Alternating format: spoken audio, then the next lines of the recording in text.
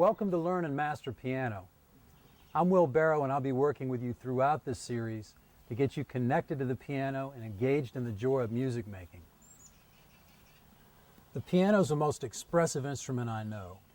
On its broad musical canvas, it can paint anything from storm and thunder to the rippling of a stream.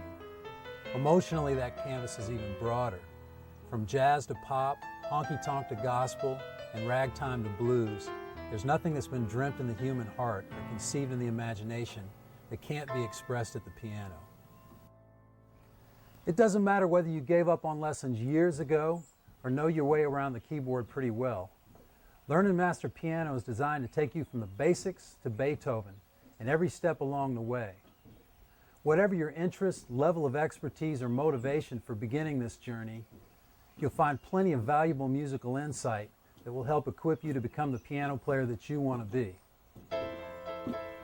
It's the joy of putting my hands on the piano and the enjoyment of the feel and sound of it that captured my imagination and made me fall in love with it. It's a love affair that's lasted 35 years, and every day reveals more of its endless possibilities. On the piano, even the simplest things you play can become mesmerizing. I'm constantly amazed at how a combination of notes, combined with rhythm and changes in intensity, can produce an infinite variety of music. We'll be learning many chords and melodies and how to put them together so you have something to say when you sit down at the instrument. How you put these musical elements together depends on what kind of songs you want to play and what sounds resonate most with you at the piano. Your playing will become an expression of who you are and a statement of your own musical individuality. As we explore topics like the physicality of piano playing, how to practice, and how the piano is played in different musical styles, I hope the process of learning will captivate you. As with any worthwhile journey, this one will be full of challenges, but with patience, persistence, and practice, an exciting world of music will be open at your fingertips. My goal is to get you playing the piano and loving it, and to keep you playing the piano and loving it for the rest of your life. Come on into the studio and let's get you connected to the piano.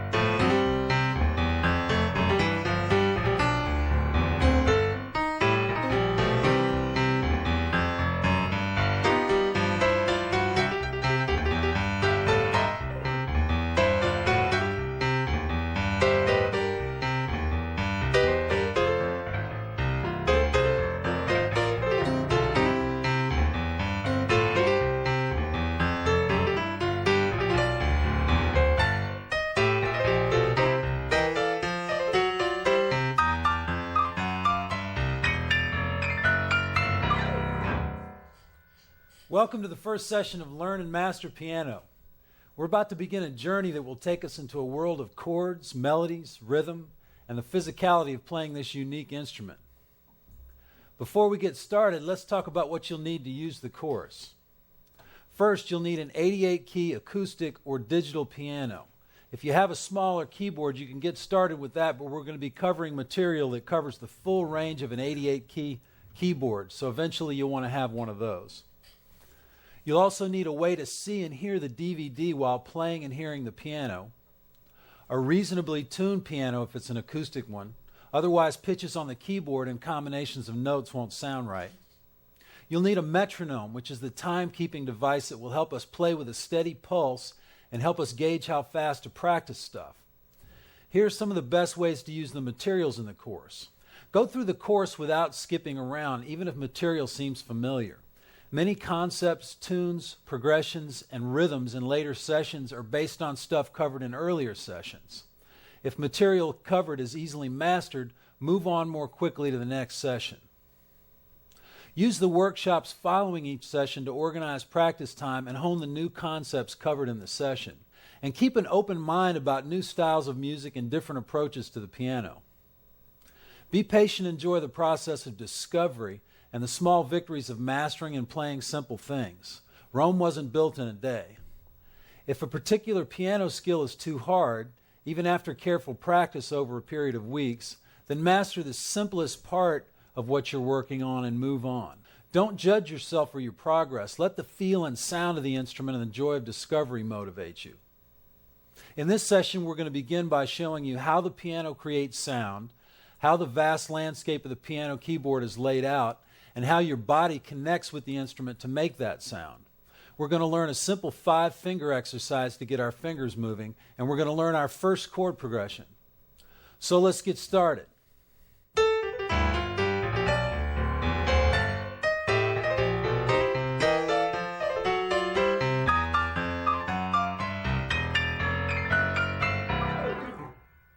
We'll start with how the sound is made by the piano and take a quick look inside of this beast. There's a physical chain of command in the mechanism of the acoustic piano. When a key is struck, it activates a lever at the end of that key that's attached to a hammer. The hammer inside of the piano strikes a string, which is attached to a soundboard. In the case of this piano, the soundboard's underneath the piano. The vibration of the string and resonance of the entire soundboard in the instrument create the sound you hear. If you're playing an acoustic piano, there are also some pedals down by your feet. Some pianos have 2 pedals and some have 3. The right pedal is the one that you're going to be using the most, and it's called the sustain pedal. What the sustain pedal does is to make the sound of the piano keep ringing when you hold the pedal down after striking a note. I've stopped playing the note, but the piano keeps ringing because I've got the pedal down. If you don't have an acoustic piano, you may be playing an electric keyboard or a digital piano. If so, the process of making the sound on these instruments is a little different. On an electric keyboard, the digital piano sound is a digital representation or sample of the acoustic sound, and its sound comes through speakers, an amp, or headphones. The character and quality of the digital piano sound is determined by the quality of the piano sample and the quality of what that sound is amplified through. If you're playing a digital piano, it's great to get to an acoustic piano when and if you can to experience the actual mechanics and organic sound of the instrument that your sample is reproducing digitally. A digital piano or keyboard should have a pedal that can be plugged in and used as a sustain pedal. The piano is laid out in a repeating series of 12 pitches, and in each series there are 5 black and 7 white keys. The black keys are in groups of 2 and 3, and each black note has a white note just below it to the left and to the right. From time to time as we go along in this course, I'm going to be highlighting key thoughts as nuggets. These nuggets are important core concepts and ideas for each session that I want you to pay particular attention to. And that brings us to our first nugget, which is you can use the arrangement of the black notes in groups of 2 and 3 to orient yourself at the piano's keyboard. The piano's white notes are named by letters A to G, and they're the only letters of our musical alphabet. These letters move up the keyboard, which is from left to right. The lowest note on the piano, or any 88-note keyboard, is an A down here. And that A starts our musical alphabet. Moving up from there, we have B, C, D, E, F, and G. And then we have A, B, C, D, E, F, G, and the same series continues all the way up the keyboard until you get to the very top of the instrument, which is a C on any 88-note keyboard. So now we're going to use these groups of 2 and 3 black keys to find the white notes and name their letters of the musical alphabet. So here's how to find any A on the keyboard. Go to a group of 3 black notes. We'll take these 3 right in the middle of the piano. and go to the note that's the top of that group of 3 black notes. Next, go just below that top black note, just below it and to the left, to the white note, is an A. And in this way, you can find any A on the piano. Go to any group of 3 black notes, go to the top note of that group of 3, and go to the note just below it and to the left, and we have another A. In the same way, you can find any of the other white notes by their proximity to the black notes. So to find a B on the keyboard, let's go back to that group of 3 black notes. Find that top note of the group of 3, and then go to the white note, this time just to the right and above it. That's a B, and that's true of any B on the keyboard. You can find it by going to 3 black notes. This time we'll go down a little bit to 3 black notes. And the note just above the top group of that 3 is a B. The next note we want to find in this way is the note C, which you can find by locating any group of 2 black notes and finding the note just below them and to the left. So here's 2 black notes, and we're going below and to the left of the bottom of that group of 2, and that's a C. And this is true going up the piano or going down the piano.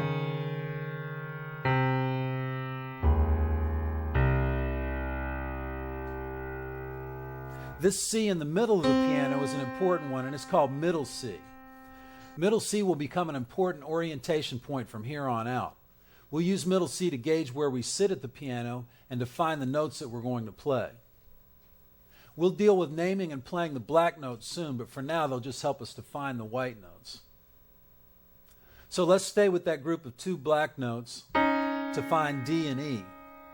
If we go to the top black note of that group of 2, just underneath it and to the left is D, and underneath it and to the right is E. Go back to the group of 3 black notes, and we'll finish the musical alphabet with F and G. Find the lowest of the 3 black notes, and underneath it and to the left is F, and underneath it and to the right is G. So here's our musical alphabet, A through G. A, B, C, D, E, F, G. Here's a little musical bit using A through G, the letters of the musical alphabet.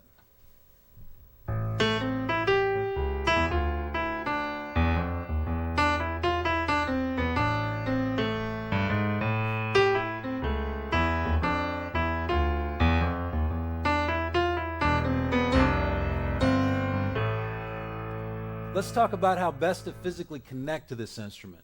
Where you sit and how you use your body at the piano has a lot to do with how you play and how efficiently and relaxed you're able to play things. You can start by sitting at the piano so that your navel is roughly even with middle C. This allows room for both hands to move up and down the keyboard comfortably. The left hand will be moving mostly below middle C, and the right hand mostly around and above middle C. Also, you want to be sitting up straight, not slouching. You want to be relaxed, though, not rigid or stiff. You may need to use an adjustable bench, like this one, to be sitting at the right height so that you can sit up straight and your arms and hands will be in the right position. Like the mechanism of the piano, our body has a chain of command when playing the piano. This starts with what we hear and the pulse we feel in our body, in the same way a singer hears a melody before producing it. In the case of a singer, it's breath, activation, and vibration of the vocal instrument that makes the sound. Our body acts as a fulcrum at the piano, and playing it involves our whole body, from our butt up through our back, down our shoulders and forearms and wrists, and out of our fingers. Fingers are like the tip of the whip. And the more relaxed this entire chain is, the better sound we get and the more facility we have. It's important to do some stretching of the back, shoulders, forearms, wrists, and fingers before every time we practice and play. And we'll go over some basic exercises for stretching in the workshop segment. The piano feels different when your entire body's relaxed and plays different when you're using the right part of your body to do the right movement. The fingers are responsible for contacting the keys and for moving from note to note within short distances in one hand position. The fingers in the hand should be curved slightly when at the keyboard, almost as if there's a tennis ball underneath the hand and fingers. The wrists help connect notes when making small changes of hand position.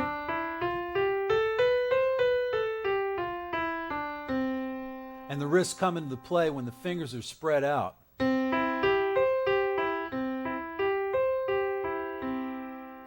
The wrists also allow for repeated strikings of chords or groups of notes, like so.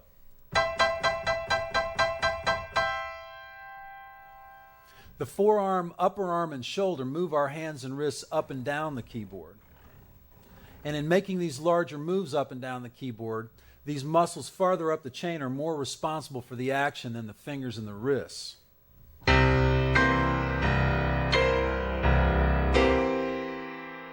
These larger muscles also supply the power and help us get a bigger sound out of the piano.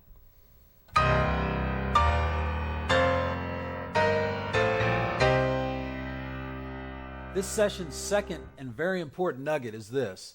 Different parts of our body, from the shoulder and upper arm down through the forearm and wrists and out of the hand and fingers, are responsible for different actions at the piano. For example, playing Bach tends to use the digital action of the fingers and connective action of the wrists, like this.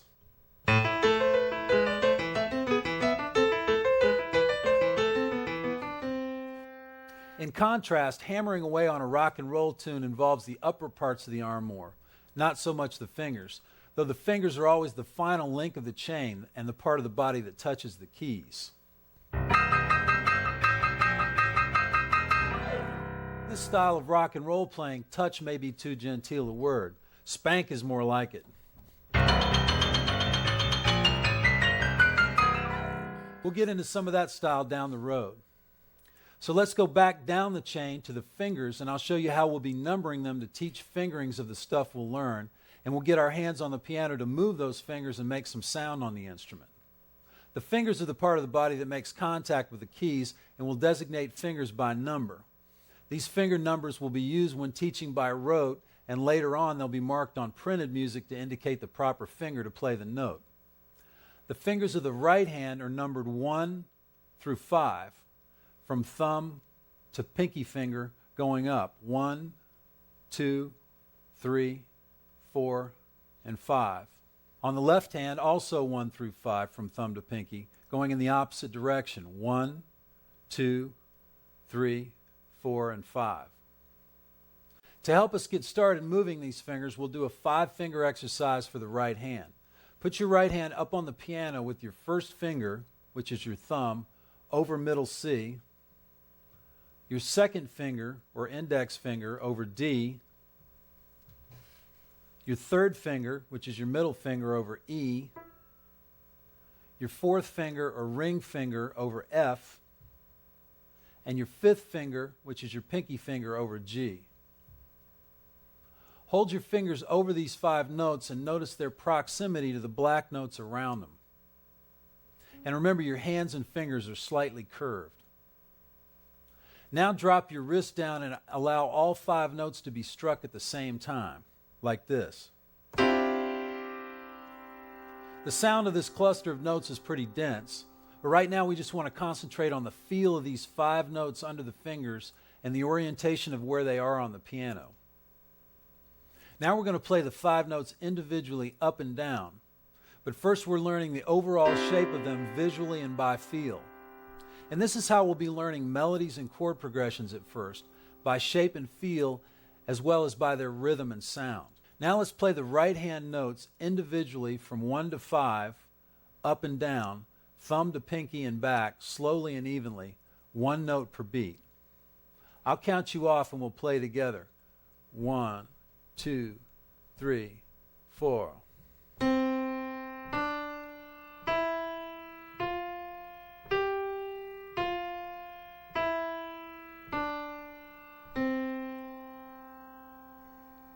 After you play these notes, drop your hand to your side and relax it, which is something that we'll also be doing periodically to get the tension out of it and to get you ready to play it again relaxed.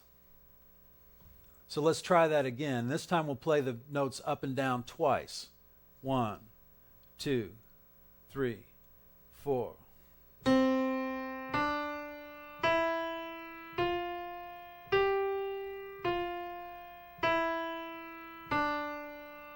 And back up again.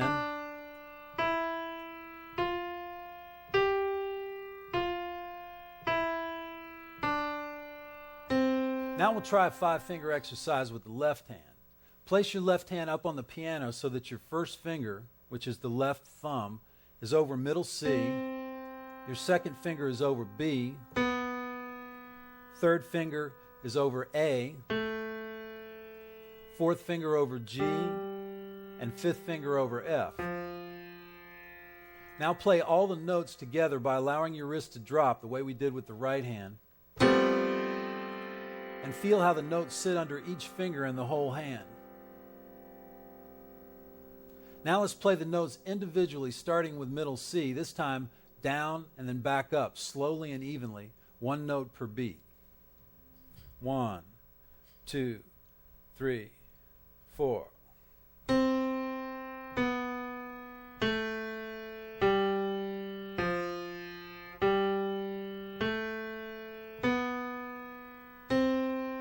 And then when you're finished, drop your hand to your side and relax your whole arm and hand and take a breath before playing the exercise again.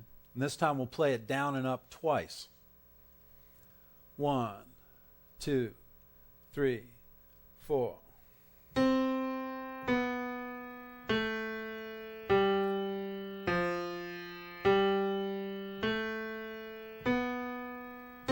And then back down again.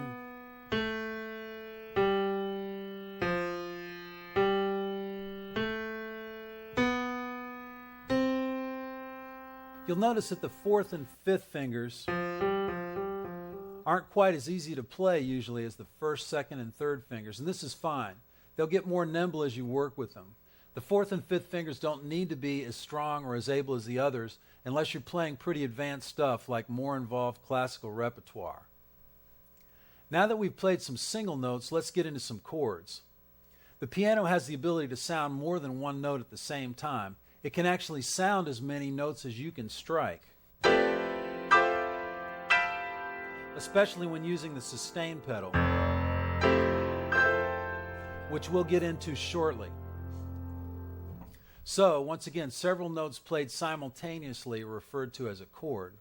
And one of the most important things I want you to get out of this course is a foundation for being able to play chords and accompany songs at the piano. Playing chords and songs involves knowing where the chords are and what they sound like, naming them and knowing how to read their written symbols, and developing different ways of playing them in patterns and rhythms. Now we're going to learn our first chord progression, and when we're done it'll sound like this.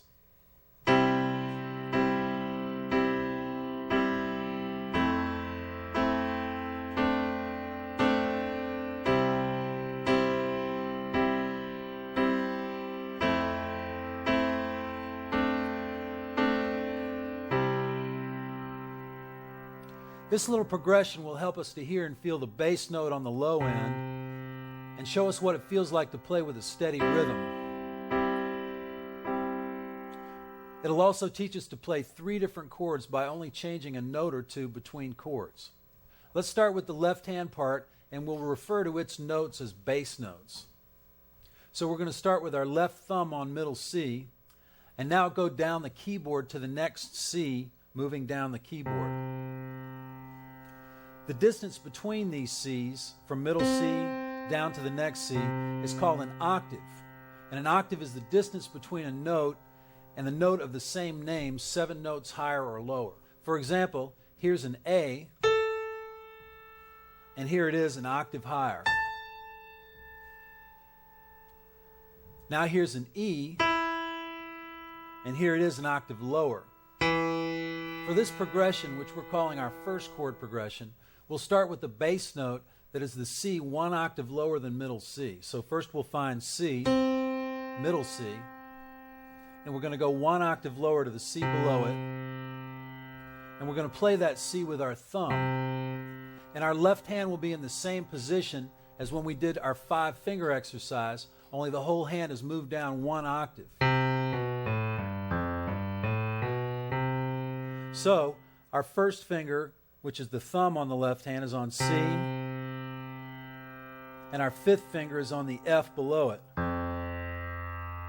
We'll play this C for 4 counts, 1, 2, 3, 4, and then we'll go down to the F below it for 2 counts, 1, 2, and then play the F again for 2 more counts, 1, 2. So the whole thing sounds like this in time. 1, 2, 3, 4.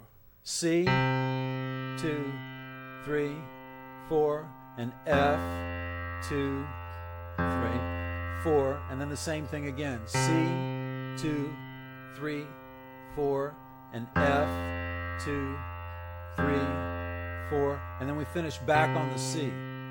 So let's get an easy, steady pulse going in our mind and body and concentrate on relaxing our left hand. The right hand's hanging down at our side. And I'll count us in and let's play these bass notes together.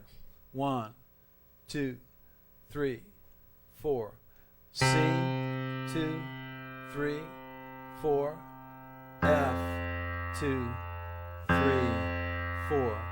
C, 2, 3, 4.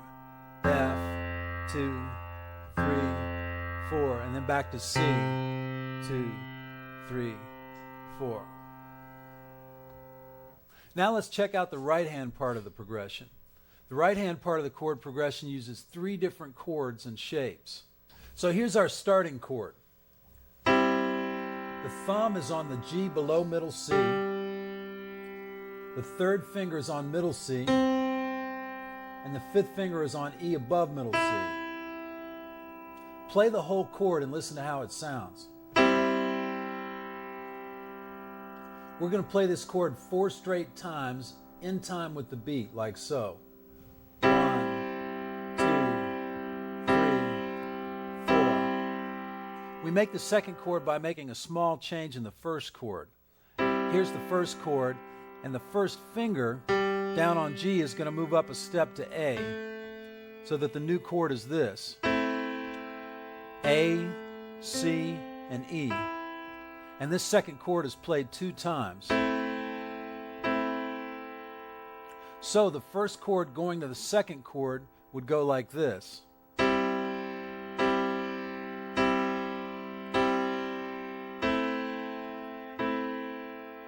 Then we make another small change to form the next chord. To make that third chord in the sequence, we move the top note, which is E, down a step to D, and we're playing that D with the 4th finger, and this chord is played twice also. And the chord is A, C, and D. So the whole progression in the right hand goes like this. 1, 2, 3, 4.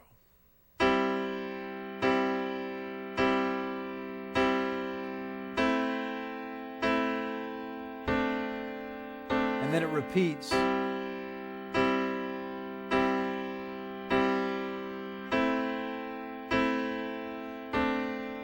And resolves back to the first chord.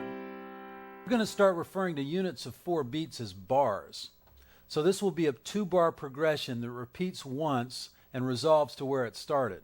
This 2-bar progression contains 3 different chords. The first chord, the second chord, and the third chord. Let's look at the relationship of the 3 right-hand chords.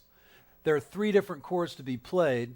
The first, the second, and the third. And the second and third chords are made by changing only 1 note from the previous chord. The first chord goes to the second chord, which goes to the third chord, before going back to where we started with the first chord. So now that we know the 3 chords, let's review how many beats each chord gets. The first chord gets 4 beats. The second chord gets 2 beats. and the third chord gets 2 beats. So the whole thing sounds like this.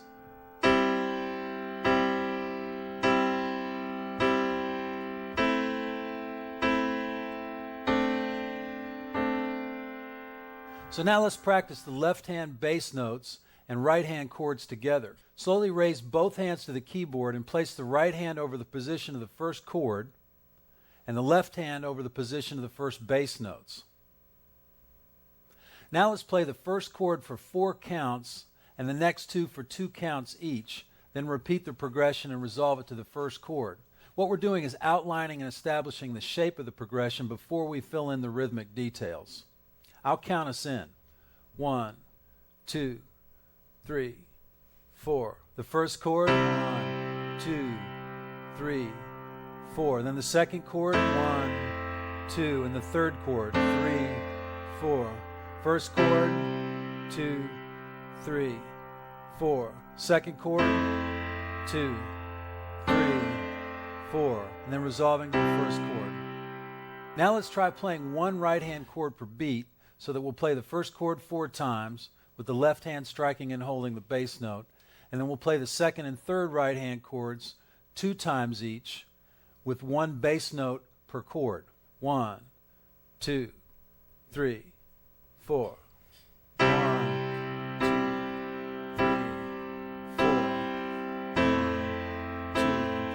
3, 4.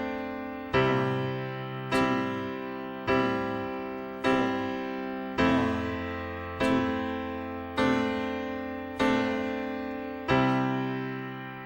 4. Let's try that progression one more time. I'll count us in and we'll play it together. 1, 2, 3, 4.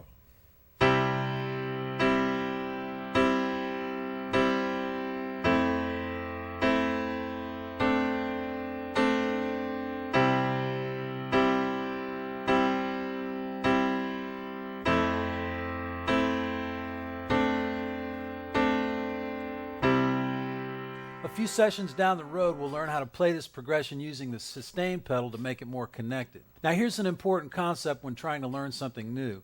If you have a problem changing chords or bass notes in time, or playing them with correct fingering, or you're finding your hands not relaxed, then isolate the place that's hanging you up and slow it down and break it down. For example, if you're having a hard time making the change from the first chord to the second chord, then isolate that change from the first chord to the second chord. Just do that move until you can do it smoothly. Review the fingering and note changes at this move very slowly and then do it in time. 1, 2, 3, 4. And then do the change and then put it in the context of the whole phrase. 1, 2, 3, 4.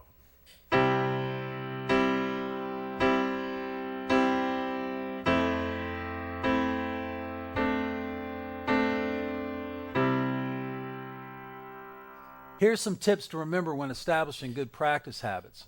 Focus on small amounts of musical content, keep relaxed, and feel the pulse of the beat. Getting in touch with the sound and feel of the piano will help you feel what it is to connect with what we're working on and all that you practice, learn, and play from here on out. Well, so far we've covered quite a bit of material. We're learning where on the keyboard to find the notes of the musical alphabet, how to move our fingers a bit and how to number them, and how to play a cool little progression with some pulse in it. In the workshop segment, we'll work on these skills in more detail and start making steady progress towards playing the piano. And I'll see you there.